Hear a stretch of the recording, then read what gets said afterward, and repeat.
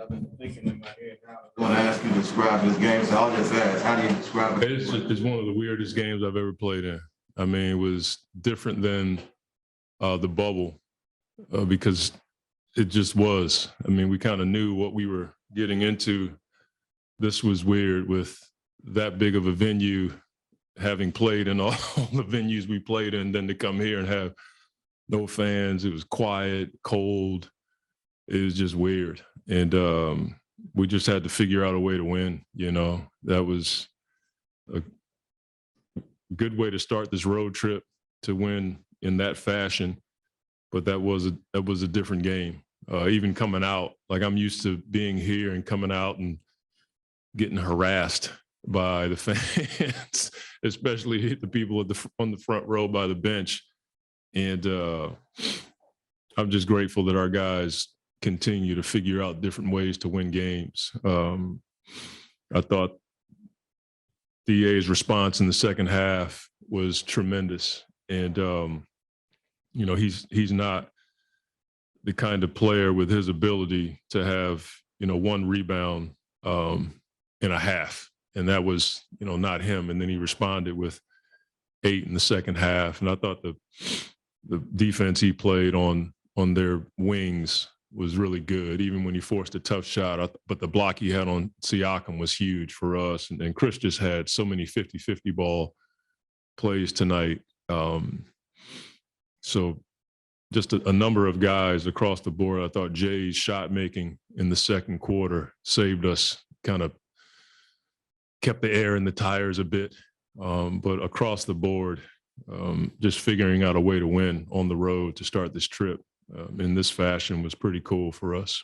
It was kind of interesting. You guys, I think they had 21 offensive rebounds, but you guys got huge ones at the end. Yeah. Booker and Ayton fighting for a board that kept a possession alive. It's been something that they do it better than anybody, or second best. It's hard to explain. You know, our guys understand, you know, what was coming. It was almost like they were throwing it up there just to go get it at times. But, you know, tip your hat to them. They got extra possessions. I mean, when you give a team that many possessions and still hold them under 100 points, says something about your defense. We just have to correct this offensive rebounding thing because we've dealt with it a few times this year. I know you said the rotation was off the last game, but did you find yourself still in that mode of trying to figure out who to put in and not? Yeah, we're still feeling it out when you have these many guys playing in different spots. It was a lot tougher tonight. We typically use our rotation chart and use it as a template and then go off a field. Tonight, we just went off a field. I put Biz in there early just to get some juice, get us some energy, put some pressure on the rim.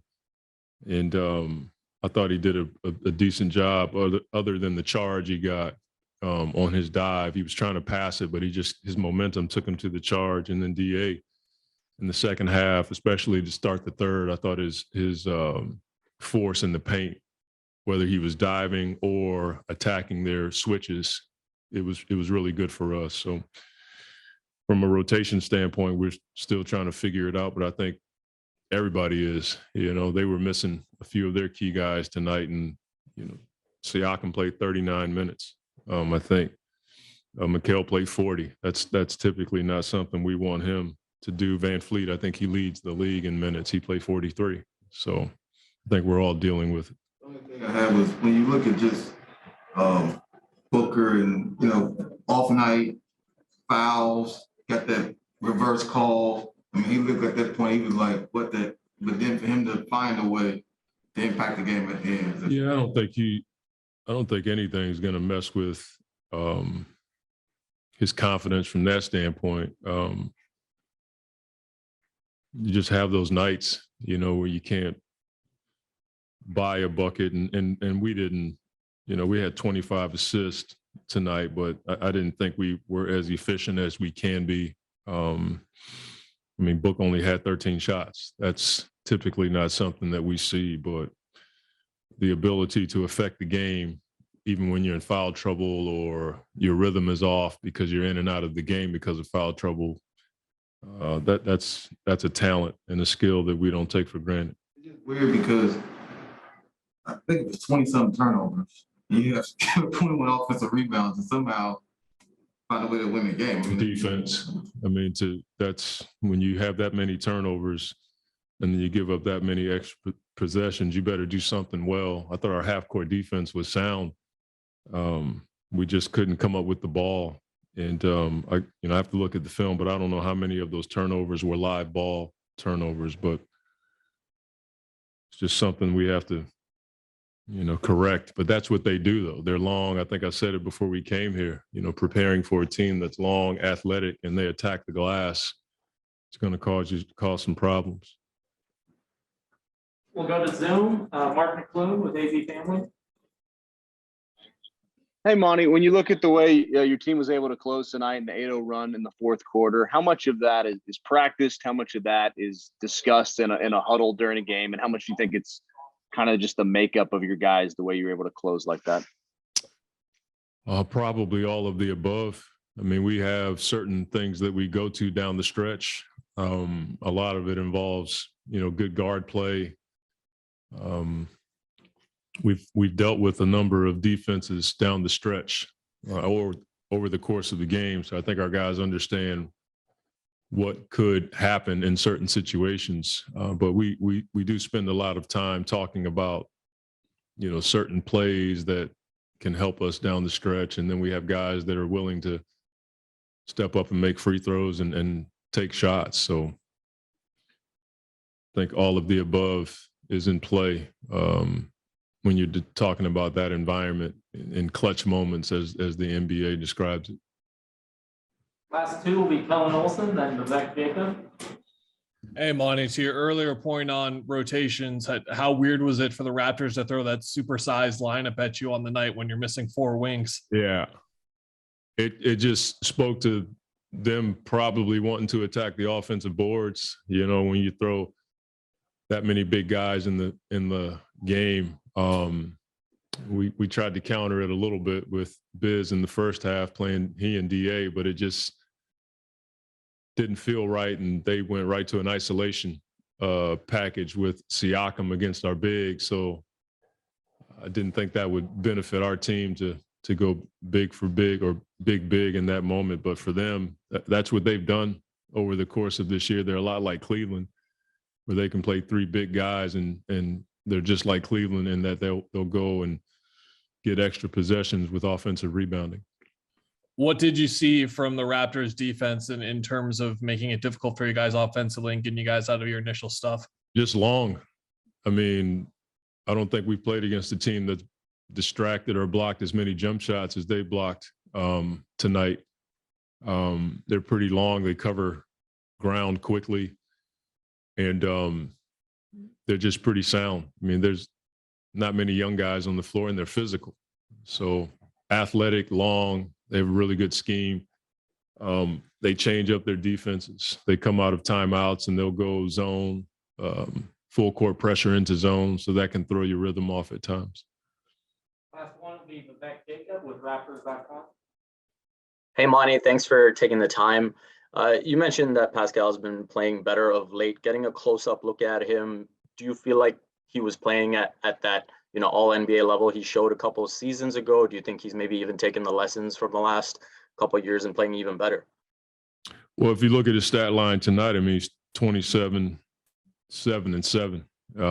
That's all NBA type numbers. I mean, he's not just ball hogging, he's finding guys and that kind of thing. And they, they didn't shoot a great percentage tonight. So he probably would have had more assists if they would have made more shots. But he's always been regarded as an all-star, all NBA talent. And he's proven that.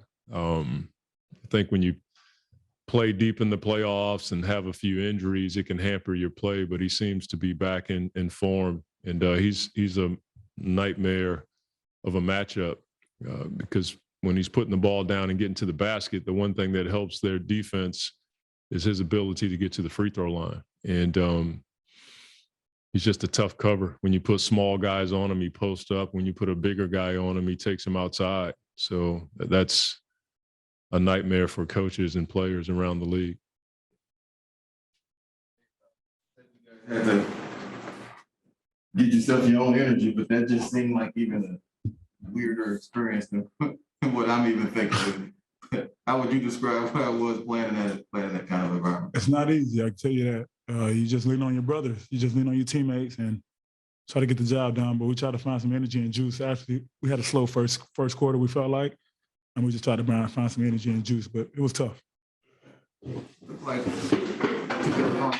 that second quarter, had 13 in the second, but we're working for you in that quarter. I had just been aggressive. Coach had moved me to the 3, so I just felt like I should be aggressive, a little more aggressive than normal and trying to make plays. I think Chris and Book was on the bench at the time. I just wanted to be aggressive and try to make some plays. That's all I was thinking about. In terms of just the game, Monty was describing it cold, open court. You know, in the bubble, it had the black background, and it was a more cozier feel.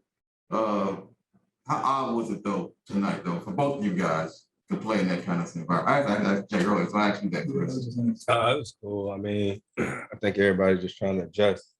I'm just grateful we actually still get to play the games. You know what I mean? We got out there, it was odd because we've been playing all these games with fans and then no fans, but luckily we played like that last year. We played in the bubble, and for us, we just kept talking about bring your own energy, you know. So. 22 offensive rebounds they had. At what point were y'all like, what the hell's going on here? We got to figure out a way. Yeah, you know, that's one of them games you got to put your hard hat on. They was crashing. You know, some of them were self-inflicted, but some of them we were fighting. We was trying, you know, and to give up that many offensive rebounds and still win the game, we'll take it. It is what it is. We'll try to clean it up for Indiana. Which I was going to ask you, Jay, as well. Not only the 22 offensive rebounds, but 20 some odd turnovers. I mean, how does the team overcome those two numbers? You would have those two numbers. Got stops when we needed to. I felt like, especially when those guys getting offensive rebound after offensive rebound, we got stops, especially a big one. I remember they're late. We just found stops, especially when we needed it. I just think that's what it came down to: winning on the defensive end, letting the offense take care of itself, but honing down on the defensive stops when we needed to. Looked like you had issues with the blow up doll. No, I wouldn't have blow up when it was the other live one. Yes, we hashed it out. We on. Also, when the blow up thing was up, no. No, he was alive. The real mascot. Yeah. We cool now though. Okay. Speaking of offensive boards, you got a huge one tracked it down, and Ayton followed up and kept the possession. Like, how huge was that possession? Because you guys were down 1 and you hit the shot. Look at you guys up 1. I mean, it was a fight all night. I mean, we're trying to keep them off the offensive glass, and you know, we'll just make it more physical than the game was. You know, I think they beat us up a little bit, but down the stretch, you know, we picked it up and did what we had to do. Chris, Coach was talking about defensively, how you guys to give those kind of numbers and hold to that limited point. Talked about the defense. Seemed like you had a couple of skills where you just said, "Give me the ball." Especially when we come out of halftime, it got us going a little bit. That's what I was going to ask you. Is that something that you felt like needs to be done at that point? Man, I think we just always just down there trying to fight, like every time. You know what I mean? So when the ball is there, they got so many loose balls tonight, and they converted off of it, especially in the first half. He had guarded Pascal really good. Then they missed, tipped it back, layup. OG, I think, hit a 3 after plays like that. So we just wanted to try to be aggressive in the second half. Everyone wanted to ask about DeAndre. He only had 1 rebound in the first half, and then had, I think, 8 or 9 in the second. What maybe would flip for him or to get him going on that end? I mean, as a team, we just communicate. You know, we let him know at halftime, and that was said. You have 1 rebound, and you know he took it like a man. And he went out there and he was more physical. So, you know, that's what we pride ourselves on as a team is not taking stuff too personal. And you know, we know we're not giving our all. That's what we have teammates for, to come in and let us know. So, you know, it's the same way, vice versa. You can come to me and say the same thing. One thing I had up to follow was the challenge group. I'm just trying to figure it out because it just seems different from even last year when they installed it. I mean, how are you guys viewing it now? This coach said he's still great on. On us challenging it? Yeah, just on the challenge rule, period. What you mean? I don't know. Well, it seemed like, well, you had the one, it was a challenge on Devin's shot, and they called an offensive foul. And it's like other players have been kicks go the other way. So, Oh, no, and then it started. He's trying to get us Trying to fined. get That's us what he's fined. trying to do. I'm just trying to get at how you guys are seeing the Well, challenge rule. it's times where you do kick your leg out, stuff like that. But on books, that was a natural shot. Like, I don't know how you shoot a fadeaway without your leg coming forward. You know what I mean? So they'll come back next time and be like, oh, it don't matter. It's cool. It's really unique, this pre-setup here. Y'all gonna do this again? Men in Black. We'll finish with 2 questions on Zoom while Kelvin Playoff. Olsen and Brendan Fleet. Shut up. You lame, bro. Yeah. Hey, Book, just to get clarification on the free throws at the end, are you just not used to having any mascots or fans in that situation? Is that what you're objecting to? What do you say? One more time, Kellen? With the free throws, in terms of what you were objecting to, just in the fanless environment, you're just not used to having anyone back there, right? Yeah, I mean, I was trying to get him out the way. Yeah, it worked. I'd rather be shooting with him out without him down there. We play a shooting game all the time, every day. These two do the same thing, and I complain then. So that's just me. Last one will be Brendan Fleet. Dwayne got the footage from yesterday. Hey, Chris, just curious. It might not be the main focus for you right now, but heading toward another All-Star possibility this season, I'm just curious what an achievement like that means to you at this point in your career. Is it something you're thinking about at all after making it so many times? Is that still a goal for you? How do you look at that? I ain't really thought about it too much. Tell you the only goal right now is I want to get our coaching staff there. Real talk, that's the only goal is to get our coaching staff there. I think they deserve it. The way they done built this program here and us being right there on the cusp of it, we got to do our part and get them there.